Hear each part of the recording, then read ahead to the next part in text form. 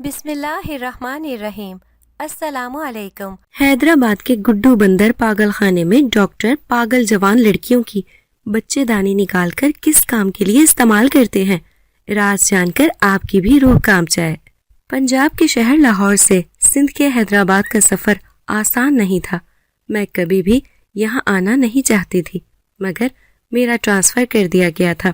مجھ پر کئی جھوٹے الزام لگا کر اور میری قابلیت پر کئی سوال اٹھا کر مجھے 2 راستے دیے گئے۔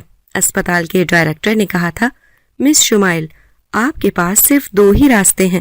پہلا یہ کہ آپ کا لائسنس کینسل کر کے آپ کا کیس میڈیا پر دے دیں، اس صورت آپ کا کیریئر ختم ہو جائے گا اور یہاں لاہور کے کسی دوسرے اسپتال میں آپ کو جاب نہیں ملے گی۔ دوسرا حل یہ ہے کہ آپ کا ٹرانسفر کر دیا جائے، اس صورت میں آپ کی عزت بھی بچ جائے گی اور ہمارے اسپتال کا نام بدنام نہیں ہوگا۔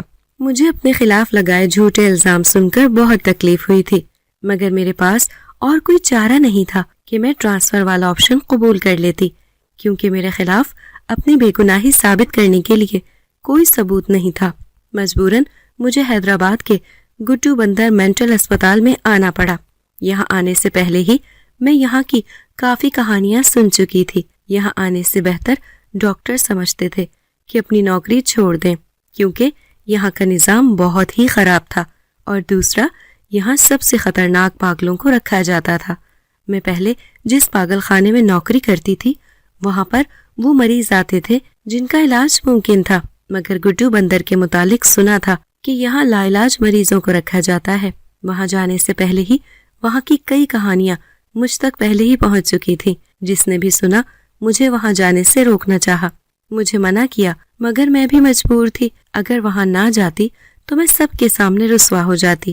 مجھ پر لگائے گئے جھوٹے الزامات ساری دنیا کے آگے پیش کر دیے جاتے، پھر میں گناہ گار نہ ہوتے ہوئے بھی گناہ گار ہو جاتی۔ اس سے بہتر تھا کہ میں گڈو بندر پاگل خانے میں خود کو پاگل کر لیتی، اس لیے میں نے یہاں آنا قبول کر لیا تھا۔ شام کے وقت میں اسپتال پہنچی تھی، تقریباً 4 بج رہے تھے۔ یہاں کا ماحول تو میں نے آتے ہی دیکھ لیا تھا۔ جب گزرتے گزرتے ایک قیدی خاتون نے اپنی زنجیر سے مجھ پر حملہ کرنے کی کوشش کی تھی، میں نے اسی وقت جان لیا کہ میرا یہاں بہت مشکل وقت گزرنے والا ہے۔ میں نے جاتے ہی اپنا چارج سنبھال لیا، حالانکہ میں چاہتی تو آنے کے 2-3 دن بعد بھی جوائن کر سکتی تھی، مگر میں نے سوچا کہ کام تو کرنا ہے، آج نہیں تو کل، بہتر ہے کہ میں آج سے اپنی ڈیوٹی سٹارٹ کر لوں۔ پاگل خانے کی عمارت کے ساتھ ہی ڈاکٹرز کا ہاسٹل تھا۔ وہاں میرے علاوہ کوئی پنجابی نہیں تھا، سارا اسٹاف سندھی تھا۔ ان کو کافی حیرت تھی کہ میں لاہور جیسے بڑے شہر کو چھوڑ کر یہاں آئی ہوں۔ خیر، میں نے کسی سے زیادہ دوستی نہ کی اور اپنے کام سے کام رکھا۔ میرا کام درمیانے درجے کی پاگل عورتوں کا علاج کرنا تھا۔ وہاں پاگلوں کے مختلف درجے کیے گئے تھے۔ سب سے خطرناک قیدی عورتوں کو بیڑیاں ڈالی جاتی تھیں اور ان کو زنجیروں سے باندھا جاتا تھا تاکہ وہ خود کو نقصان نہ پہنچا لیں۔ میری ڈیوٹی ابھی ذہنی بیمار عورتوں کا علاج کرنا تھا، جو خطرناک پاگل عورتیں تھیں۔ ان کے علاج کے لیے میل ڈاکٹرز کی ایک ٹیم تھی، ان کے علاوہ وہاں کوئی نہیں جاتا تھا۔ میں بہت لگن اور دل جمعی سے اپنے مریضوں کا علاج کر رہی تھی۔ میری ایک مریضہ لڑکی سے بڑی اچھی دوستی ہو گئی تھی۔ وہ میرے علاج اور توجہ سے بہت جلد ٹھیک ہو رہی تھی اور اکثر میں اسے اپنے ساتھ اپنے آفس میں بٹھا لیا کرتی تھی۔ ایک دن وہ مجھے کہنے لگی، شمو، تمہیں پتا ہے وہ جو بڑا ڈاکٹر آتا ہے نا، وہ بالکل اچھا نہیں ہے، جان کر زور زور سے ٹیکے لگاتا ہے یہاں بازو پر۔ وہ مجھے اپنی دوست سمجھتی تھی، اس لیے شمو کہتی تھی۔ میں نے پوچھا، کون سا بڑا ڈاکٹر؟ کہنے لگی، وہ روز میری دوست کو رات کو کہیں لے جاتا ہے، میں اپنے کمرے کی کھڑکی سے چھپ کر دیکھتی ہوں۔ مجھے اس کی باتوں کا یقین نہ آیا کہ کسی ڈاکٹر کو کیا پڑی کہ آدھی رات کو کسی پاگل لڑکی کا علاج کرنے آئے، مگر روز جب وہ مجھ سے یہی بات کہنے لگی تو میں نے سوچا کہ اب وہ صحت مند اور دماغی طور پر ٹھیک ہو رہی تھی، ہو سکتا ہے اس کی بات میں سچائی ہو۔ اس رات میں ہاسٹل جانے کے بجائے وہیں پاگل خانے میں جوہی کی وارڈ میں رک گئی۔ رات کے 1 بجے اچانک آواز آئی، وہ مجھے کندھے سے ہلا رہی تھی۔ میں نے اس کے ساتھ کھڑکی سے باہر دیکھا تو میری نیند سے بند ہوتی آنکھیں ایک دم کھل گئیں۔ میں نے آنکھیں ملتے ہوئے باہر دیکھا تو یہ دیکھ کر میری آنکھیں پھٹی کی پھٹی رہ گئیں۔ واقعی کوئی ڈاکٹر ہی تھا جو نیچے والی وارڈ سے ایک لڑکی کو کھینچتے ہوئے اپنے ساتھ لے کر جا رہا تھا۔ میں بھاگ کر نیچے بھاگی، مگر تب تک وہ اپنے ساتھ اسے لے کر کہیں جا چکا تھا۔ مجھے اس ڈاکٹر کا چہرہ نظر نہ آیا، جانے وہ کون سا ڈاکٹر تھا، اور رات کے اس پہر ایک پاگل لڑکی کو وہ کیوں اپنے ساتھ لے گیا تھا؟ کیا علاج کے لیے، یا پھر میں دوسری سوچ نہیں سوچنا چاہتی تھی، مگر حالات اسی طرف اشارہ کر رہے تھے۔ جانے یہ کھیل کب سے جاری تھا؟ بیچاری جوہی مجھے روز بتاتی تھی، مگر میں اس کی بات مانتی ہی نہیں تھی۔ سب سے بڑی بات یہ تھی کہ ایک ڈاکٹر ہی اپنے مریض کا فائدہ اٹھا رہا تھا۔ اگلے دن میں جان بوجھ کر پھر سے رک گئی۔ اس بار جو تھی وہ کل والی نہیں تھی، وہ کوئی اور تھی، اور 2 ڈاکٹر اسے ساتھ لے جا رہے تھے۔ حیرت والی بات تھی کہ وہ لڑکی چپ چاپ اس کے ساتھ چل رہی تھی، وہ شور کیوں نہیں مچا رہی تھی؟ پھر مجھے خیال آیا کہ وہ بیچاری تو پاگل ہے، اسے کیا ہوش؟ میں بھاگ کر نیچے گئی اور ان ڈاکٹرز کے سامنے جا کر کھڑی ہو گئی۔ میں نے پوچھا، رات کے اس پہر ایک لڑکی کو آپ کس لیے لے کر جا رہے ہیں؟ وہ مجھے دیکھ کر گھبرا گئے، تاہم جو سینئر ڈاکٹر تھا کہنے لگا، ہم ڈاکٹرز ہیں تو علاج کے لیے ہی لے کر جائیں گے نا۔ وہ میرے سامنے اس لڑکی کو ساتھ لے کر چلے گئے۔ اس سینئر ڈاکٹر کی وجہ سے میں چپ کر گئی۔ کئی راتوں تک یہ سلسلہ چلتا رہا۔ میں دیکھتی ہفتے میں 2 بار وہی سینئر ڈاکٹر اپنے ساتھ ایک ڈاکٹر کو لاتا اور کسی نہ کسی پاگل عورت کو ساتھ لے جاتا۔ نہ ہی میں روک سکتی تھی اور نہ ہی وہ ڈاکٹر جو رات کی ڈیوٹی پر ہوتی تھی۔ میں نے اس سے پوچھا کہ تم جانے کیوں دیتی ہو؟ کہنے لگی، میں کیسے روکوں؟ وہ سینئر ڈاکٹر ضیاء ہیں، ان کے آگے بولنے کی یا ان کو روکنے کی جرت کون کر سکتا ہے؟ میں نے پوچھا، اچھا تمہیں یہ تو پتا ہی ہوگا کہ رات کے اس پہر ہو کیا رہا ہے، کیسا علاج چل رہا ہے؟ مگر اسے بھی کچھ علم نہیں تھا۔ میں شک میں پڑ گئی تھی کہ ایسا کون سا علاج ہے جو رات کے وقت ہوتا ہے۔ میں نے انتظامیہ کو بتایا تو انہوں نے میری شکایت کا ذرا برابر بھی نوٹس نہ لیا۔ کہا گیا کہ ڈاکٹر ضیاء کا علاج کرنے کا اپنا طریقہ ہے، ہم کچھ نہیں کر سکتے۔ کسی کو پرواہ ہی نہیں تھی۔ وہ لڑکیاں اگرچہ پاگل تھیں لیکن عزت تو رکھتی تھی نا۔ ایسے کیسے رات کے وقت کوئی بھی آ کر بازو پکڑ کر لے جائے گا؟ مجھے بہت برا لگ رہا تھا۔ میرا دل بار بار کہے جا رہا تھا کہ مجھے ان کے لیے کچھ کرنا چاہیے۔ میں نے درخواست لکھی کہ میری ڈیوٹی اس وارڈ میں ہی لگا دی جائے، جو اس پر بھی منع ہو گیا۔ کہا گیا کہ وہ بہت خطرناک پاگل عورتوں کی وارڈ ہے، آپ وہاں ہینڈل نہیں کر سکتی۔ میں مایوس ہو گئی، ہر طرف سے راستہ بند تھا۔ جانے اب کیا راز تھا؟ وہ ڈاکٹر کیا کرتے تھے؟ کوئی میری بات سننے اور سمجھنے کو تیار ہی نہیں تھا۔ میں نے فیصلہ کیا کہ جن لڑکیوں کو میں نے اس ڈاکٹر کو لے جاتے ہوئے دیکھا ہے، کیوں نہ ان کا ٹیسٹ کروں، کیونکہ وہ تو خود کچھ بتانے کے قابل نہیں تھی۔ ان کا ٹیسٹ ہو جاتا تو دودھ کا دودھ اور پانی کا پانی ہو جاتا، اور پتہ چل جاتا کہ ان کے ساتھ کچھ غلط ہو رہا ہے یا نہیں۔ میں رات کو اس وارڈ میں گئی اور وہاں کی ڈاکٹر کو سب کچھ بتایا۔ وہ کہنے لگی، تم ان بڑے لوگوں سے ان پاگلوں کی خاطر کیوں پنگا لے رہی ہو؟ میں نے کہا، میں پاگلوں کی ڈاکٹر ہوں تو انہی کے لیے سوچوں گی نا۔ میں نے ان لڑکیوں کا ٹیسٹ کرنے کی نیت سے جیسے ہی قمیص پیٹ سے ہٹائی تو میں ہکا بکا رہ گئی۔ اس لڑکی کے پیٹ پر ٹانکے لگے ہوئے تھے جیسے کوئی آپریشن ہوا ہو۔ میں بھاگ کر دوسری لڑکیوں کے پاس گئی۔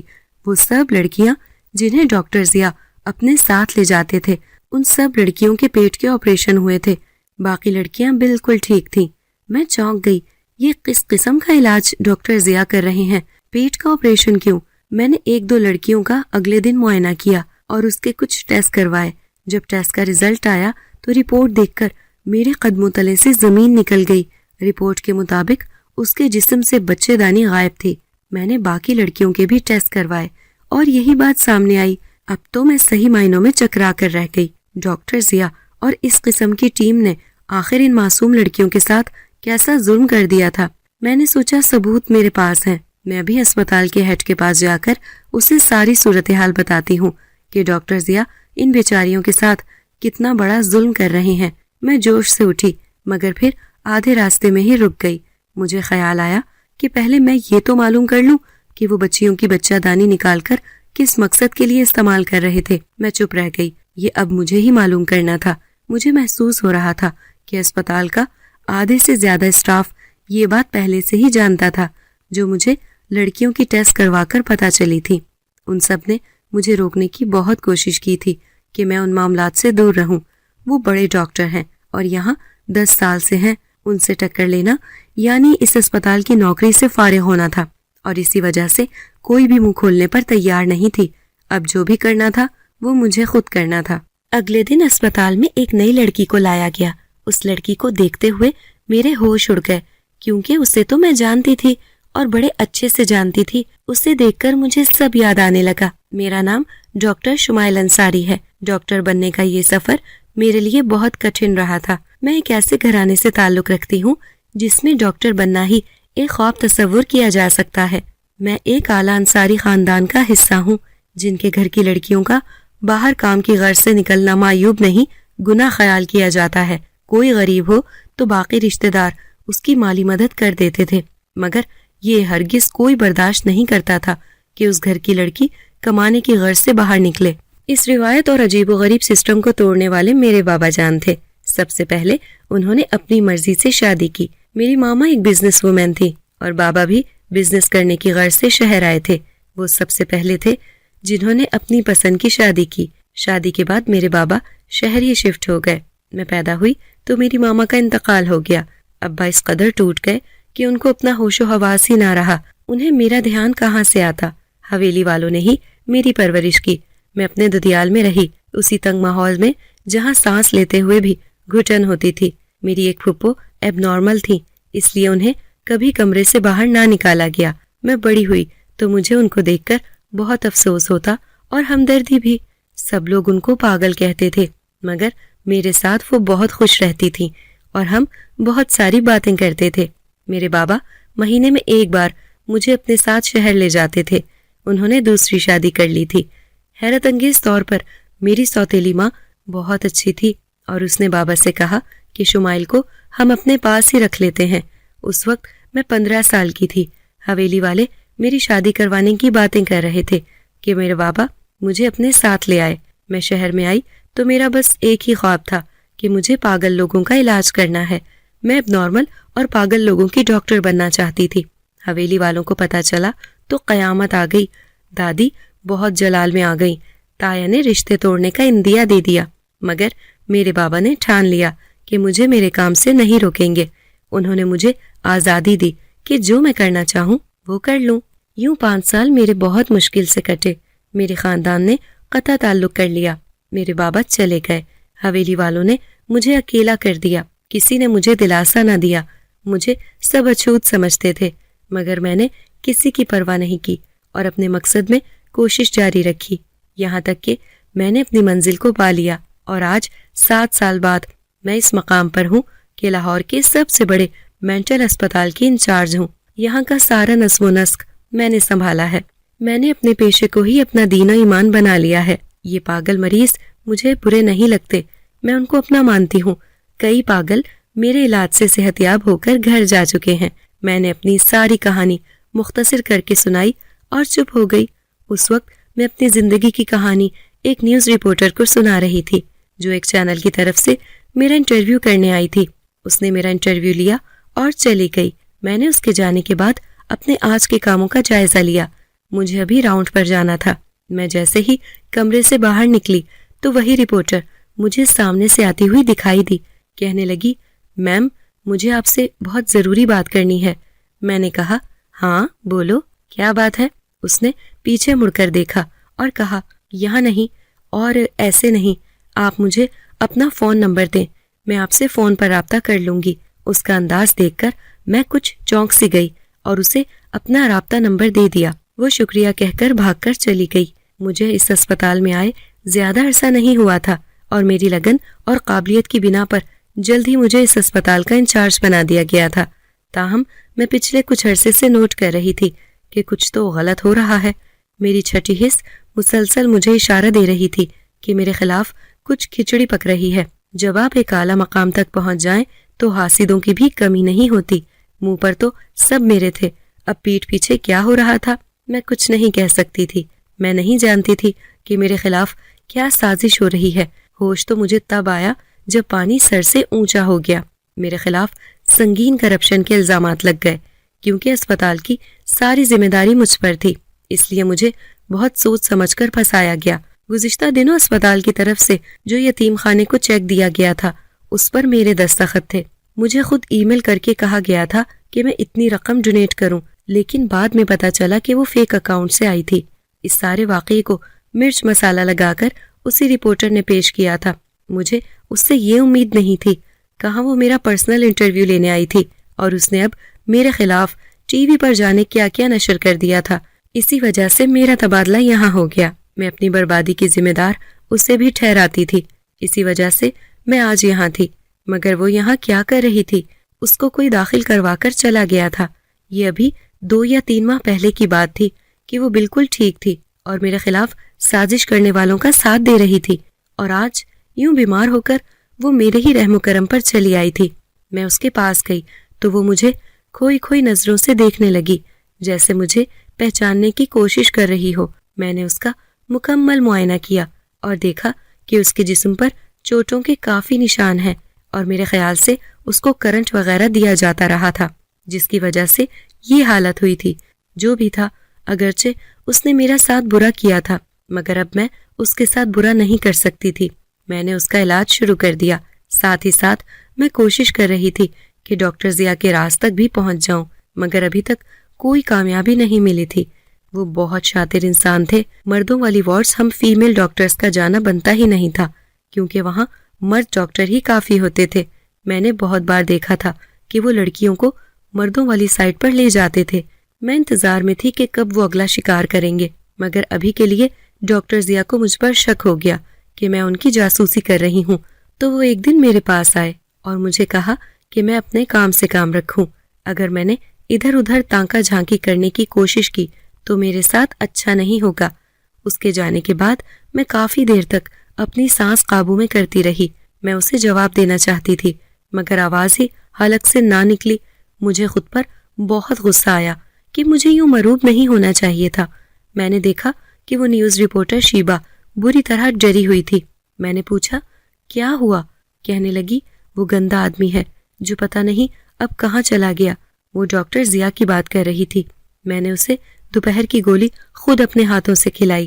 میرا ارادہ تھا کہ اسے جلد از جلد صحت یاب کروں تاکہ میں اس سے پوچھ سکوں کہ وہ یہاں کیا کرنے آئی تھی، اسے کون چھوڑ کر گیا تھا، اور سب سے بڑی بات کہ ایک اچھی خاصی ذہین لڑکی کو ذہنی مریضہ بنا دیا گیا. ایسا کس نے کیا؟ یہ بھی اپنی جگہ ایک الجھن پیدا کر رہا تھا. شیبہ کو یہاں تک چھوڑ کر جو بھی گیا تھا یقیناً اسی نے شیبہ کی یہ حالت کی تھی. میں نے رجسٹر چیک کیا تو دیکھا کہ رشتہ دار والے خانے میں ہمسایہ لکھا ہوا تھا، یعنی اس کو کوئی پڑوسی چھوڑ کر گیا تھا. شیبہ کی ذہنی حالت بہت دگردوں تھی، گو کہ اب علاج سے وہ بہتری کی جانب گامزن تھی، مگر جب تک وہ مکمل ٹھیک نہ ہو جاتی تب تک کوئی فائدہ نہ تھا. میں نے پورے 1 ماہ شیبہ پر اپنا وقت اور محنت کی اور آخر وہ دن بھی آ گیا جس دن وہ بالکل ٹھیک ہو گئی. میں نے اس سے پوچھا کہ تم یہاں کیسے؟ کہنے لگی آپ کے ساتھ برا کیا تھا تو قدرت نے مجھے سزا دی. میرا کام تو آپ کو پتہ ہی ہے، میں رپورٹنگ کرتی ہوں. مجھے پورے ملک کے پاگل خانوں کی معلومات لینی تھی اور ویڈیو بنانی تھی. میں اس لیے مشہور تھی کیونکہ میں سچ کو سامنے لے کر آتی تھی. میں بھیس بدل کر یہاں آئی تھی تاکہ معلوم کر سکوں کہ اس پاگل خانے کا ماحول کیسا ہے. میں 1 ہفتہ یہاں رہی اور اس پاگل خانے کے متعلق مجھے بہت حیرت انگیز اور تلخ باتیں پتہ چلیں. یہاں پاگل مردوں کے جسم سے مختلف آرگنز نکال کر ان پر تجربات کیے جاتے ہیں، اور تو اور پاگل عورتوں کے جسم سے بچے دانی بھی نکال لی جاتی ہے. میں نے سب ریکارڈ کیا تھا اور میرے پاس ثبوت تھے. میں واپس گئی، اپنے چینل کے مالکان کو بتایا. انہوں نے وہ سارے ثبوت مجھ سے لے لیے اور مجھے کہا یہ سب کچھ وہ موقع پر نشر کریں گے. مجھے آپ کا انٹرویو کرنا اور حالات کا جائزہ لینے کا آرڈر دیا گیا. جس پاگل خانے میں آپ پہلے کام کرتی تھی میں وہاں بھی بھیس بدل کر رہی تھی، مگر وہاں ایسا ویسا کچھ غلط نہیں ہو رہا تھا.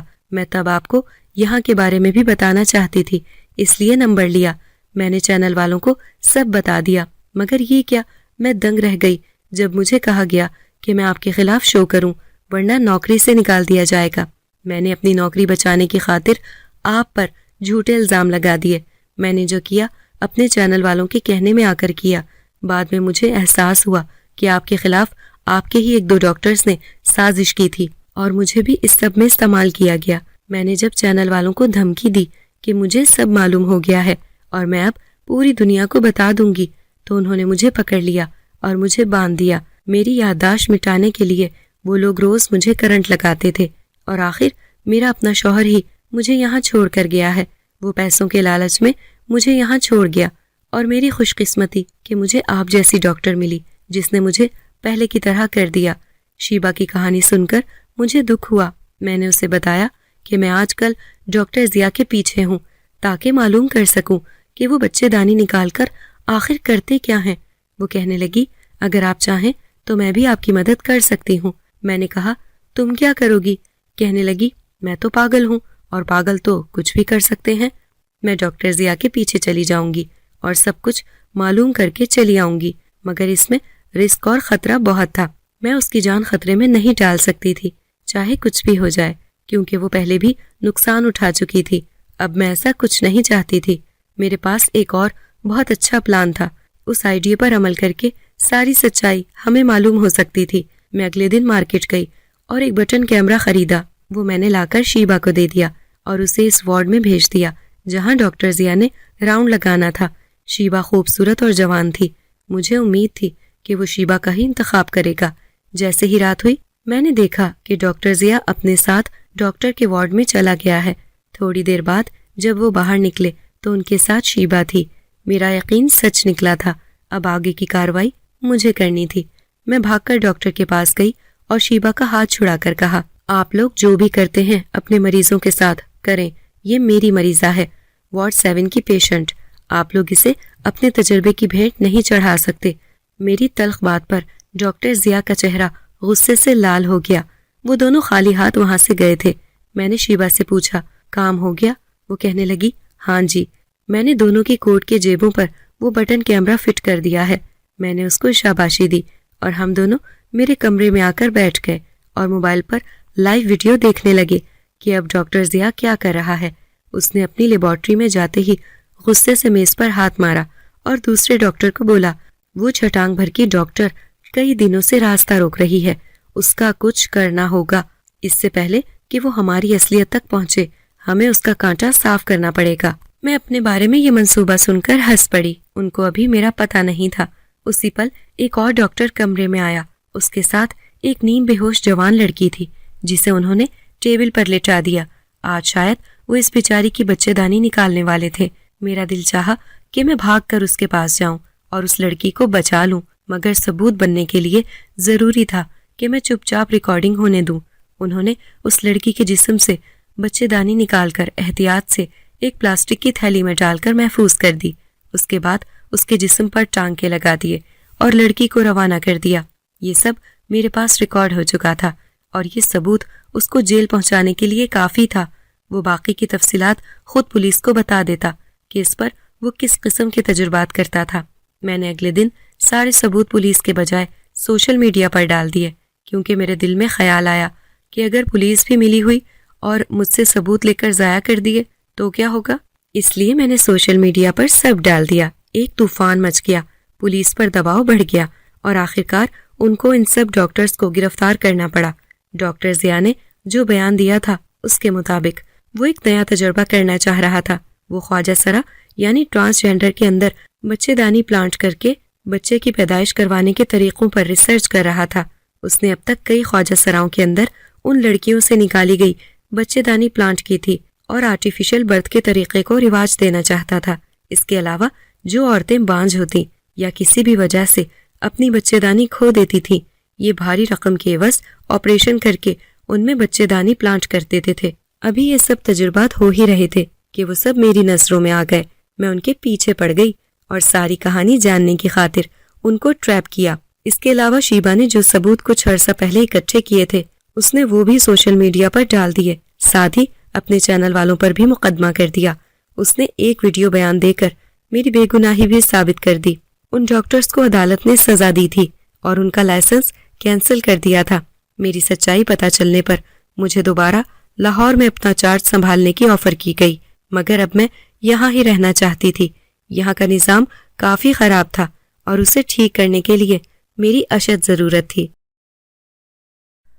اگر آپ کو ہماری آج کی کہانی پسند آئی ہے تو اسے لائک کریں، شیئر کریں اور چینل کو سبسکرائب کرنا مت بھولیے گا تاکہ آپ کو ہر نئی آنے والی ویڈیو کا نوٹیفیکیشن بر وقت ملتا